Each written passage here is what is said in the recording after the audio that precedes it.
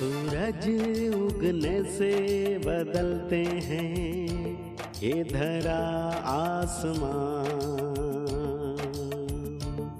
चलते रहने से हो जाती है हर मुश्किल आसान।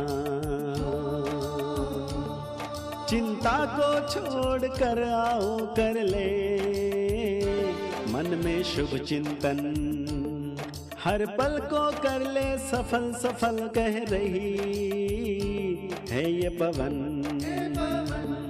संवार ले सुधार ले कर समस्या का समाधान, संवार ले सुधार ले कर समस्या का समाधान, कर समस्या का समाधान, कर समस्या का समाधान, कर समस्या का समाधान, कर समस्या का समाधान, कर समस्या का समाधान।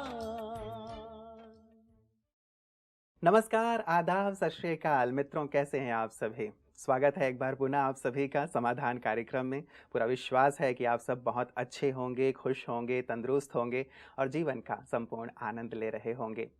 मित्रों, बचपन में हम एक इक्वेशन पढ़ा करते थे, negative into positive is equal to negative, और साथ ही positive into negative is equal to negative. यदि जीवन के अर्थ में इस इक्वेशन को समझा जाए तो इसका भाव होगा कि जो हमें नहीं सोचना चाहिए, नहीं बोलना चाहिए, नहीं करना चाहिए, यदि वो हम करते हैं तो उसका रिजल्ट हमें नेगेटिव प्राप्त होता है। और ठीक इसके उलट, यदि हमें जो करना चाहिए, जो हमें बोलना चाहिए, जो हमें सोचना चाहिए, वो हम नहीं करते हैं तो भी इसका रिजल्ट हमें नेगेटिव ही प्राप्त होता है। करना क्या चाहिए और क्या नहीं करना चाहिए, इसी पे लगातार समाधान आपको प्रकाश देता रहता है। और हमें प्रकाश देने के लिए लगातार हमारे साथ आदरणीय सूर्य भाई जी बने रहते हैं। जैसे सूर्य हमें लगातार प्रकाश देता है, हमारे जीवन का आधार है, वैसे ही हमारी समस्याओं का निदान करने के लिए सूर्य भाई जी सतत हमारे साथ बने रहते हैं। इसके लिए हम सब उनके बहुत बहुत आभारी हैं। आइए आज की इस कड़ी में उनका अभिनंदन करते हैं। भ्राता जी, बहुत बहुत स्वागत है। Thank you. और सभी दर्शकों की ओर से आपका बहुत बहुत आभार कि इतनी सारी हमारी जो दर्शक हैं, आपके द्वारा दिए जाने वाले सभी जितने भी सुझाव हैं उनका प्रयोग करते हुए अपने जीवन को खुशहाल बना रहे हैं। हमें बहुत खुशी होती है जब ये देखते हैं कि अनेक लोग प्रयोग करके अपने जीवन को निर्विघ्न बना रहे हैं। जी। आज ही 2 बहनें मेरे पास आई, बुजुर्ग थी और बहुत अच्छी वो बात कर रही थी। अभी तक सेंटर पे जाके तो उन्होंने ज्ञान नहीं लिया, लेकिन कहा कि हम बहुत उलझे रहते थे जीवन में, बिना मतलब की परेशानियां फेस करते थे। और जब से आप लोगों के प्रोग्राम देखने लगे, हमें गाइडलाइन मिल गई है और अब हमारा चित्त शांत हो गया है। हम उस तरह की उलझन और परेशानियों से बाहर आ गए हैं। तो ये बड़ी खुशी की बात है कि हम किसी को कुछ दे पाएँ। यही जीवन का लक्ष्य था कि हम दाता बनकर रहें, और अगर हम संसार के काम आ जाएं तो यही हमारे जीवन की सार्थकता होती है। बिल्कुल। और बातें सचमुच बहुत छोटी छोटी सी थी भ्राता जी, शायद इस चीज़ को हम भूले हुए थे कि स्पिरिचुअल बातों को भी अपने जीवन की समस्याओं को दूर करने में इस्तेमाल किया जा सकता है। और हमारी तो ये संस्कृति रही है, ये परंपरा रही है, लेकिन शायद इस चीज़ को भूल करके हम भौतिकतावाद की ओर ज़्यादा भागने लगे थे, इसीलिए शायद समस्याएं बहुत बढ़ गई थी। आज ही ये दोनों बहनें हमसे और कुछ अच्छी बातें भी कर रही थी। जी। जिस संप्रदाय से जुड़ी हुई थी वो बता रही थी कि आत्मा के बारे में ही हमारा दर्शन कितना उलझा दिया गया था। लंबी चौड़ी बातें मुनि लोग करते थे, सन्यासी करते थे परमात्मा के बारे में, आत्मा के बारे में, लेकिन फिर भी हमें ये पता नहीं चलता था कि हम हैं कौन। और जैसे ही यहाँ ज्ञान लिया थोड़ा थोड़ा, पहले एक ही लाइन में उत्तर मिल गया, तुम आत्मा हो, ये देह नहीं है। परमात्मा तुम्हारा पिता है, जोड़ लो उससे नाता। जो स्पिरिचुअलिज्म है, जो हमारी रिलीजियस फिलोसफी है, उसमें लोग उलझ गए थे। एक ऐसा कॉम्प्लिकेटेड उसको बना दिया गया था कि एक जन सामान्य उसको फॉलो करे, ये शायद संभव नहीं रह गया था। तो शिव बाबा ने आके हमें एक ऐसी स्पिरिचुअल नॉलेज दे दी, सरल, और उसका जो बल है, उसकी जो शक्तियाँ हैं, मन उससे किस तरह शांत होता है। इसके जब बहुत अच्छे अनुभव होने लगे तो हमें भी पता चला कि वास्तव में योग बल से बीमारियां भी ठीक की जा सकती हैं, योग बल से संबंध भी सुधारे जा सकते हैं। ऐसी विघन जिनका कहीं समाधान नहीं होता, जैसे कोर्ट केस चला आ रहा, 20 साल हो गए, कुछ निर्णय नहीं हो रहा है, टेंशन रहती है, उसमें थोड़ी शीघ्रता कराई जा सकती है। इस तरह सबकॉन्शियस माइंड की पावर के बारे में लोग पहले बहुत कहते थे, अब भी बहुत प्रचार उसका होता है, जी। लेकिन जिसका माइंड ही वीक हो उसका सबकॉन्शियस माइंड करेगा क्या? हम्म, तो योग बल जब बढ़ता है तो मन की शक्तियाँ बढ़ती है, तो सबकॉन्शियस माइंड भी मोस्ट पावरफुल हो जाता है, तो प्रयोग बहुत जल्दी सफल होते हैं। जी। तो ये बिल्कुल सत्य है। वैसे तो हम लोग बचपन से ही पढ़ते थे और हम लोगों ने स्वयं भी किया कि योग अभ्यास निष्काम भाव से किया जाए। गीता में भी है और वैसे भी ये प्रभु वाणी है कि दो तरह से लोग मुझे याद करते हैं, एक निष्काम भाव से, एक सकाम भाव से। योगी भी दो तरह से योग करते हैं, निष्काम भाव से और कुछ काम ना रखते हुए। निष्काम भाव का अर्थ होता है कि उन्हें ईश्वरीय आनंद लेना है, योग से जो बल आत्मा को मिलता है उस बल को प्राप्त करना है, जो वरदान मिलते हैं उन्हें अनुभव में लाना है, उसका कुछ और कामना नहीं कि इसलिए हम कर रहे हैं, वो एक ईश्वरीय आनंद और स्वयं को संपन्न बनाने के लिए उसका तरीका है, विधि है।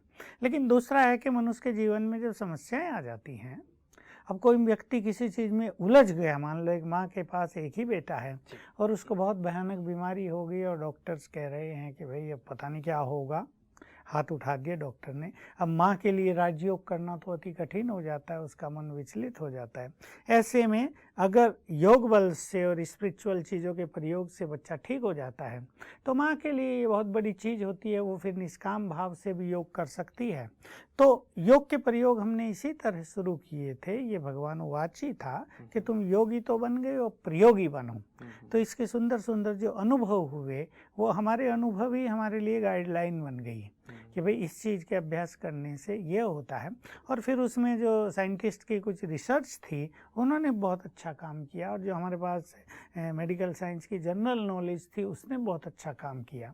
तो बहुत सारे जो समस्याएं हैं, केसेज हैं, काफ़ी ठीक हो गया। विशेष करके इस प्रश्न पे तो आएंगे ही भ्राता जी कि कैसे हम योग का प्रयोग करें और कहाँ कहाँ करें, किन किन बातों में किया जा सकता है। लेकिन जहाँ से मैंने शुरुआत की थी वहाँ भी मुझे लगता है कि बहुत आवश्यक हो गया है आज के जीवन में कि जैसे जो हमें नहीं सोचना चाहिए या नहीं बोलना चाहिए या नहीं करना चाहिए वही हम कर रहे हैं और फलतः रिजल्ट हमें नेगेटिव प्राप्त हो रहा है, या जो करना चाहिए वो हम नहीं कर रहे हैं, फलतः भी रिजल्ट नेगेटिव हो रहा है। इससे कैसे ठीक किया जाए कि हम जो चाहते हैं वही करें ताकि रिजल्ट हमेशा पॉजिटिव मिले, और जो हम नहीं चाहते हैं कि भाई ये नेगेटिव चीज़ें हैं ये हमें नहीं करना है और हम ना करें रिजल्ट पॉजिटिव मिलेगा, कैसे ये पहले हम लेते हैं कि मनुष्य चाहता तो है जी पर वो कर नहीं पाता। इसके पीछे एक ही रहस्य है, क्योंकि करने में हमें चाहिए मन की शक्ति, बुद्धि की शक्ति। कभी कभी क्या होता है, मान लो एक व्यक्ति क्रोध कर रहा है और उसकी बुद्धि उसको निर्णय दे रही है कि नहीं, यहाँ क्रोध करना तो जरूरी है, अगर तुम क्रोध नहीं करोगे तुम्हारे वर्कर काम नहीं करेंगे, अब कैसे रहो, क्रोध करो। तो इसमें क्या है कि वो व्यक्ति उसके अधीन हो जाता है।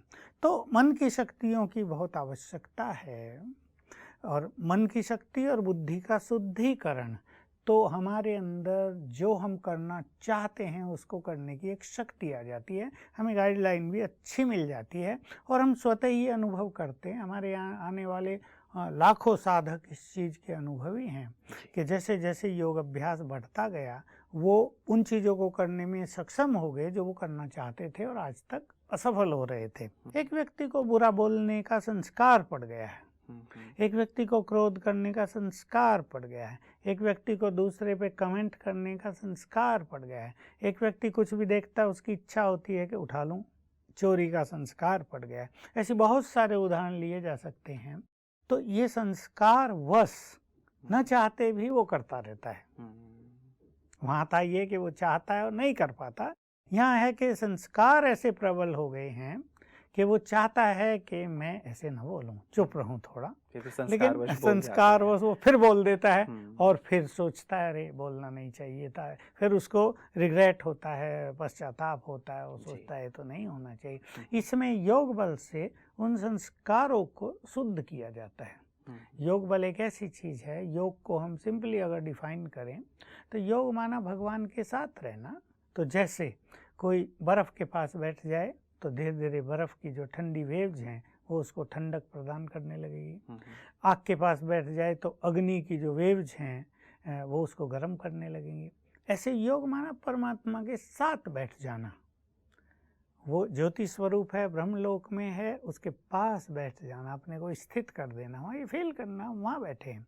तो उसके जो वाइब्रेशंस हैं हम में आने लगते हैं और वो है एब्सोल्युटली प्योर, परफेक्ट सागर, शक्तियों का भी सागर है तो सुखों का भी सागर है। तो उसके ये सब वाइब्रेशंस हमारे संस्कारों को बदलने लगते हैं और फिर हम भी बहुत सॉफ्ट हो जाते हैं, सेल्फ पर कंट्रोल होने लगता है कि भाई नहीं बोलना नहीं चाहिए, अब मुझे किसी पे कमेंट्स नहीं करना है। वो हर्ट होते हैं, उनका दिल दुखता है, फिर वो मुझे बद्दुआएं भी देते होंगे, मेरा कोई दिल दुखाए तो मुझे कैसा लगेगा। तो ऐसी फीलिंग्स उसके मन में दृढ़ होती जाएंगी कि नो अब नहीं ये करना है।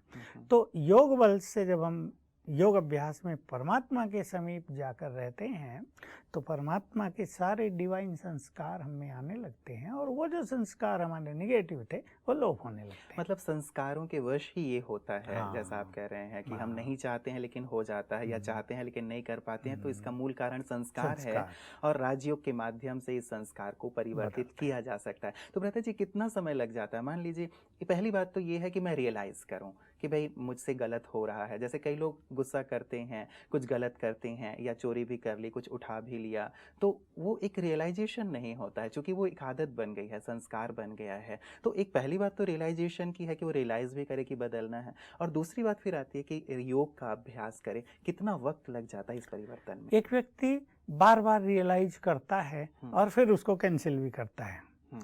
ऐसे भी कुछ लोग देखे गए। मतलब गलतियां भी करता मान लो रहता है। गलती कर दी, उसको बोलना नहीं चाहिए था, गुस्सा नहीं करना चाहिए था, कर लिया, फिर रियलाइज किया ना नहीं ये नहीं करना चाहिए, फिर नहीं करूँगा, फिर बोल दिया, फिर रियलाइज किया, तो रियलाइज भी करते रहते हैं और गलती भी करते रहते हैं। इसलिए रियलाइजेशन ऐसी हो जो हमें प्रेरित करे कि नो अब ये काम नहीं। तो रियलाइजेशन के बाद उस चीज़ को ठीक करने की दृढ़ता, ये दो धारणाएं तो पहले होनी चाहिए योग बल से पहले जी। ताकि जब हम योग करें और हमारे अंदर दृढ़ता है कि मुझे अब यहाँ ये नहीं बोलना है, तो योग बल से ऑटोमेटिकली वो हमारा संस्कार चेंज हो जाएगा बहुत जल्दी। ये डिपेंड करता है कौन व्यक्ति कितना दृढ़ है। इसलिए मुख्य जो धारणा यहाँ होगी रियलाइजेशन के साथ दृढ़ता। एक व्यक्ति ऐसा भी हो सकता है कि मान लो उसे अपनी इस बोल के ही संस्कार को कंट्रोल करना, हम एक ही बात ले लेते हैं, तो वो हफ्ता मौन रखता है। हमने ऐसे भी देखे, हमारे यहाँ लोग ऐसे अपने संस्कारों को चेंज करने के लिए 40-40 दिन भी मौन रखने लगे कि भाई मुझे इसको समाप्त करना है।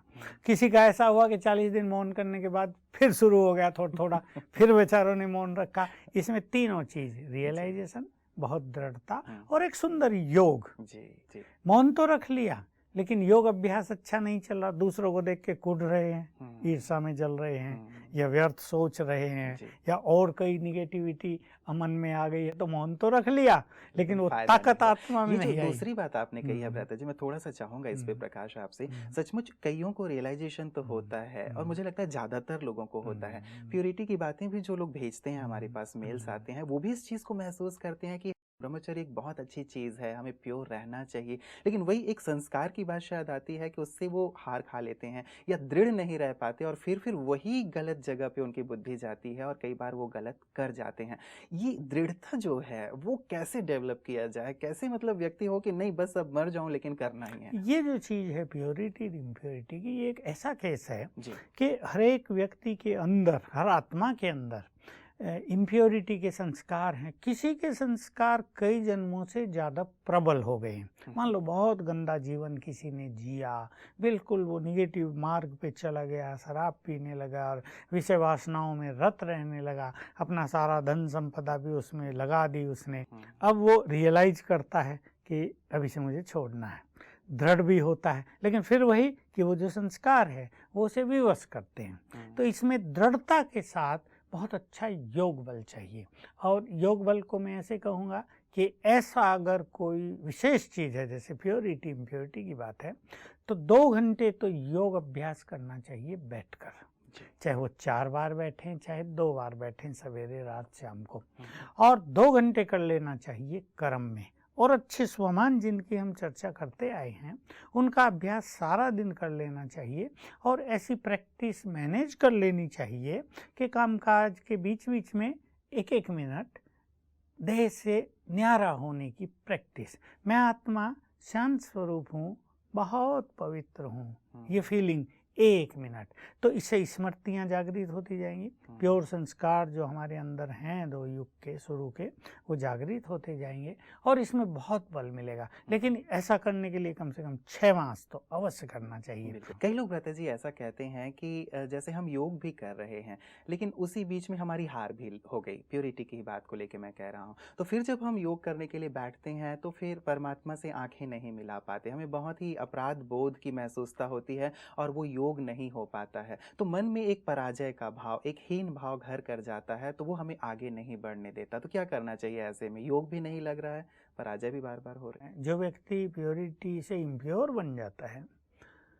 योग अभ्यास की ताकत उसमें फिर नहीं रहती, उसका मन विचलित हो जाता है, बॉडी कॉन्शियसनेस में भी आ जाता है और उसको पश्चाताप भी बहुत होने लगता है। अब ये डबल चीज हो गई, बॉडी कॉन्शियसनेस भी बढ़ गया, हार हुई, इससे निराशा भी आ गई और वो बहुत सारे संकल्प भी उसके चलने लगे, एकाग्रता तो नहीं होगी। इसमें हम जो कुछ सजेस्ट करते हैं वो ये हैं कि एक तो उसको अपने मार्ग पे चलने का निरंतर लक्ष्य बनाए रखना चाहिए। ऐसे ही लोगों के लिए, ऐसे ही साधकों के लिए ये कहा जाता है कि ये पथ हार और जीत का है, इसमें कभी हार होती है कभी जीत, लेकिन निरंतर बढ़ते रहना चाहिए, एक दिन जीत अवश्य होगी। सदा के लिए पवित्रता को अपने जीवन का श्रृंगार बना लेते हैं। लेकिन ऐसे लोग जिनके संस्कार बहुत कड़े हैं या जिनका साथी बहुत कमज़ोर है या उसका साथ नहीं मिल रहा है, अनेक विवशता इस फील्ड में हैं, तो ऐसे में उसको बहुत अच्छे स्वमान का अभ्यास, ईश्वरीय महावाक्यों का अभ्यास, थोड़ा एकांत में जाकर बहुत अच्छा चिंतन, क्योंकि चिंतन से भी प्योरिटी को अपनाने में बहुत ज़्यादा बल मिलता है। दूसरा, उसको हार्ड वर्क भी करना चाहिए, उसको लेजी नहीं बन जाना चाहिए, उसको केयरलेसनेस को नहीं आ जाने देना चाहिए। तो इस तरह यदि वो दृढ़तापूर्वक कुछ और अच्छे ये अभ्यास करेगा, और योग अभ्यास से पहले बिल्कुल मैं आत्मा हूँ, ये देह अलग, मैं अलग, ये देह अलग, दूसरों को भी आत्मा देखने की प्रैक्टिस, इनसे धीरे धीरे योग भी अच्छा लगेगा और प्योरिटी में बल आता जाएगा। भ्राता जी, कईयों में एक निराशा का भाव बहुत बढ़ता चला जाता है बार बार की हार से, और मन में ये आता है कि अभी तो इतनी लंबी लाइफ है, क्या पूरी लाइफ इसी उठापटक में बीतेगा? तो ये जो एक प्रश्न उनके मन में उठता रहता है, तो उससे उनको लगता है कि शायद ये बहुत कठिन रास्ता है और मैं ना कर पाऊँ। ऐसे साधकों के लिए क्या कहेंगे? ऐसे भी कुछ साधक हमारे पास आते हैं, कोई 6 मास चल के छोड़ देते हैं कि नहीं भाई अपने बस का काम नहीं है, कोई 1 साल चल के भी छोड़ देते हैं, भाई अपने से ये सब साधनाएं वाधनाएं नहीं होंगी, अपना तो वैसे ही अच्छे थे। वो सोचते हैं ये एक नई टेंशन हमने मोल ले ली, इससे तो कोई फ़ायदा नहीं है। लेकिन देखिए, ये ईश्वरीय मार्ग है और स्वयं भगवान आकर स्वर्ग की यहाँ स्थापना कर रहे हैं और उसका ये आदेश है कि तुम पवित्र बनो, और जब उसने ये आदेश दिया तो पवित्रता को जीवन में धारण करने की शक्ति भी दे दी। ये देखिए, 2 चीज़ों पर हम ध्यान दें। हमारे यहाँ प्राचीन काल से ही मंक्स, सन्यासी, चाहे वो बौद्ध धर्म के साधु रहे, जैन धर्म के साधु रहे या हिंदू धर्म में बहुत सारी सन्यासी रहे जिन्होंने प्योरिटी को अपनाया था। तो बड़ा सरल मार्ग था क्योंकि वो समय भी कुछ दूसरा था, लेकिन उसमें फिर ऐसा ही होता रहा, गिरावट आती गई, लेकिन और चीज़ें साधना की उनके पास नहीं थी जिनसे प्योरिटी को बल मिले। हिंदू धर्म में जो सन्यासी होते हैं उनके पास हठ योग की कुछ ऐसी क्रियाएं रहती हैं, कुछ ऐसे प्राणायाम रहते हैं, कुछ ऐसे और तरीके होते हैं जिससे वो अपनी शक्तियों को ऊर्ध्वगामी बनाते रहते हैं। उनके लिए तो हो जाती है प्योरिटी सरल, लेकिन बाकी कोई स्पिरिचुअल साधना उनके पास नहीं होती, उनको इसका ज्ञान नहीं होता। और फिजिकल जो साधनाएं हैं वो कभी किसी से हुई कभी नहीं हुई, तो अंदर की वासनाएं डेड नहीं हो पाती। लेकिन हमारी जो ये कंप्लीट साधनाएं हैं, जैसे अपने 5 स्वरूपों का अभ्यास, अपने देव स्वरूप का अभ्यास, अपने फरिश्ते स्वरूप का अभ्यास, अशरीरीपन का अभ्यास, ये ऐसी चीज़ है जिसमें बहुत ज़्यादा कंसंट्रेशन की भी आवश्यकता नहीं होती। ये एक संकल्प है और इससे वो वासनाएं समाप्त हो जाती हैं। तो फिर मनुष्य निराश नहीं होता, अन्यथा लोग निराश होते हैं। इस बात को गलत नहीं ठहराया जा सकता, क्योंकि ये मार्ग ही ऐसा है। जैसे मैंने कहा, बहुत सारे साधु, मुनि, मंक्स, ये सब इस मार्ग पे चलते चलते अब डाउन हो गए बहुत, तो बहुतों ने तो छोड़ ही दिया। जैसे हम पहले भी चर्चा करते हैं, हमें क्रिश्चियन लोग ही बताते हैं कि हमारे चर्चिज में तो प्रीस्ट ही नहीं मिल रहे हैं, पादरी जो होते हैं। क्यों? क्योंकि उन्हें पवित्र रहना जरूरी है, ब्रह्मचर्य में रहना होता है। तो कोई रह नहीं पाता तो भारत से ये भी इंपोर्ट करते हैं वो लोग। भारत इसका भी एक्सपोर्टर है।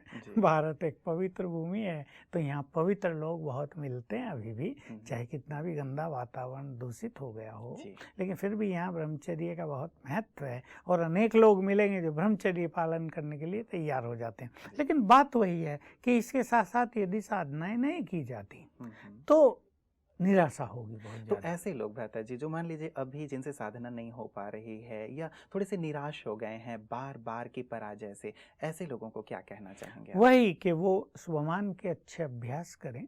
स्वमान भी मैं गिना दूं, मैं देव कुल की महान आत्मा हूँ, एक मैं मास्टर सर्वशक्तिवान हूँ, बहुत सुंदर ये स्वमान है। तीसरा है मैं विजयी रतन हूँ।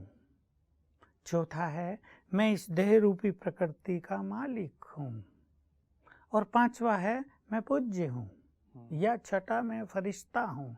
इन स्वमान को पहले इनका रियलाइजेशन और अनुभूति न भी हो, इन्हें याद करते रहें, ये मेरे स्वरूप हैं, ये मेरे स्वमान हैं। विशेष रूप से मैं मास्टर सर्वशक्तिवान हूँ, मैं विजय रत्न हूँ। इससे बहुत अच्छी फीलिंग होने लगेगी। विशेष रूप से मैं कहूँगा मैं विजय रत्न हूँ। इससे जो विजय दिलाने वाली शक्तियां हैं ना हमारे अंदर, वो एक्टिव हो जाएंगी और हमारी विजय होने लगेगी। तो पहले तो एक व्यक्ति को इनका बहुत अच्छा अभ्यास करना चाहिए। दूसरी बात, सवेरे अवश्य उठना चाहिए। कभी कभी निराशा के मूड में लोग सोने लगते हैं कि सोने दो हमें, और जब उठेंगे तब और निराशा होगी मन में कि देखा आज फिर हमने कुछ नहीं किया, हमें तो ये करना था, वो करना था। तो सवेरे उठकर कुछ अच्छे गीत सुन लें। हमारे यहाँ बहुत अच्छी अच्छी क्लासेज हैं, कमेंट्री हैं, पीस ऑफ माइंड चैनल है, उसको देखें। उसमें बहुत अच्छी चीज़ें सवेरे सवेरे आती हैं जो वास्तव में इतनी अट्रैक्टिव हैं साधकों के लिए कि मैं तो कहूँगा जो सन्यासी साधक भी हैं ना, उन्हें भी अपने अपनी कुटियाओं में लगा लेना चाहिए या अपने आश्रमों में, और उसे देखकर योग साधना करें तो बहुत ही अच्छा हो जाए। दूसरा तरीका ये अपनाना चाहिए। तीसरा, थोड़ा सा एकांत में अपने से बातें करें, अपने को फिर से दृढ़ करें। भगवान हमारे साथ है, आज हार हुई है, हम अवश्य जीतेंगे। इस तरह की दृढ़ता रोज एकांत में आधा घंटा 15-20 मिनट भी जाके करें तो ये निराशा के काले बादल हट जाएंगे। चलिए, ये तो औषधि का काम करेंगे भ्राता जी जो आपने बताया है कि अच्छी तरह अपने आप से बातें और लगे रहें। वैसे भी व्यक्ति हार तब जाता है जब हार मान लेता है। हम हार क्यों माने, हम लगे रहें, क्योंकि एक अच्छा कार्य कर रहे हैं। बुरा कार्य करने वाले आप हमेशा एग्जाम्पल देते हैं कि वो नहीं हारते, लगे रहते हैं, तो अच्छे कार्य के पीछे क्यों ना हम लगे रहें। जैसे आपने प्रारंभ में ही कहा, संस्कार बन जाता है कईयों का, जिसके कारण चाहते हुए भी नहीं कर पा रहे हैं। तो ये संस्कार जो हैं, आदतें जो हैं, कितना वक्त लग जाता है इन्हें बदलने में? वृत्ति को अगर हम दृढ़ कर दें, और वृत्ति दृढ़ होती है व्रत से। मैं छोटी सी बात कर रहा हूँ, व्रत, एक प्रतिज्ञा कर लें। कई लोगों को हमने देखा कि उन्होंने ऐसा व्रत ले लिया कि कुछ भी हो जाए, अब ये हमारा मार्ग है। चाहे हमें अंदर कितनी कठिनाई हो, चाहे बाहरी रूप से कितने भी कष्ट हों, अब यही हमारा मार्ग है। क्योंकि भगवान ने जो स्वयं सुझाई हैं चीज़ें, जो गाइडेंस स्वयं दी है, अब मनुष्यों की मत पे तो जन्म जन्म चलते आए और हाल देखो क्या हो गया। संसार का बुरा हाल हो गया। भारत में भी रोज कितने इम्प्योरिटी के केस उठकर बाहर आ रहे हैं। लज्जा आती है, उनको सुनने में भी लज्जा आती है कि सब जगह एक ऐसा माहौल बन गया कि लोगों समुदाय में भी बदनामी होने लगी। लोग सोचते हैं कि ये क्या हो गया भारत जैसे पवित्र देश में। तो ये सब हो रहा है, लेकिन अब भगवान की मत मिल रही है। मनुष्यों की मत पे चल के तो देख लिया, अब भगवान की मत पर हमें चलना है, ताकि ये जो गंदगी बह रही है, जो ये पाप का नाला बह रहा है, जो ये विषय विकारों की वैतरणी नदी जिसको कहते हैं, इससे हम मुक्त हों। तो अब ये सोच लेना चाहिए कि मुझे तो भगवान की मत पर चलना है। मनुष्यों की मत पर चलकर मैंने देख लिया, अब हम भगवान की मत पर चलेंगे तो हम ये सभी धारणाएं सहज अपना सकेंगे। और मुख्य रूप से अब हमें सोचना है अपने देश के लिए। अब ये एक ज्वलंत बात हमारे सामने आ गई है कि हम केवल अपनी प्योरिटी के लिए क्या सोचें, हमें तो भारत को पवित्र बनाना पहले, फिर विश्व को। तो भारत को पवित्र बनाने के लिए हमें पवित्रता का सहयोग इसमें करना ही है। अगर हमारा भारत देश से प्यार है और हम ऐसी गंदगी यहाँ नहीं देखना चाहते अपनी इस पावन भूमि पर, तो हमें पवित्रता का व्रत लेना ही चाहिए। इस व्रत से संस्कार बदल जाएंगे। बिल्कुल, बहुत बहुत शुक्रिया भ्राता जी, बहुत ही सुंदर और गहरी बातें आपने कही हैं। निश्चित रूप से सभी इस पे अवश्य विचार करेंगे। आज की सुंदर चर्चाओं के लिए आपका बहुत बहुत शुक्रिया। मित्रों, संस्कार परिवर्तन एक बहुत बड़ा विषय है कि कैसे हम अपनी आदतों को बदलें, कैसे हम अपने संस्कारों को बदलें।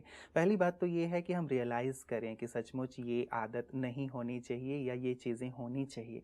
और अंतिम बात जो निकल के आई, सचमुच पवित्रता एक बहुत ही महत्वपूर्ण बात है, जिसकी सबसे ज़्यादा मुझे लगता है हम लोगों ने समाधान में चर्चा की है। और आज यदि हम अपने देश को देखें, समाज की स्थिति को देखें, तो लगता है कि सचमुच इसकी बहुत ज़्यादा आवश्यकता है। कहाँ हमारा देश विश्व का गुरु था और आज हम किस स्थिति में पहुंच गए हैं। यदि हम सच्चे देशभक्त हैं, सच्चे देश प्रेमी हैं, तो न केवल पवित्रता को अपने जीवन में अपनाएं, न केवल अच्छाइयों को अपने जीवन में अपनाएं, वरन इसकी खुशबू चारों ओर फैलाने में भी अवश्य मदद करें। इसमें हम सबको कदम बढ़ाना पड़ेगा, किसी एक के करने से नहीं होगा। हम सब इस देश के सच्चे सपूत हैं। माँ भारती की सेवा करना हम सबका लक्ष्य है। तो आएं सब मिलकर अपने देश को पुनः सिरमौर बनाएं। नमस्कार।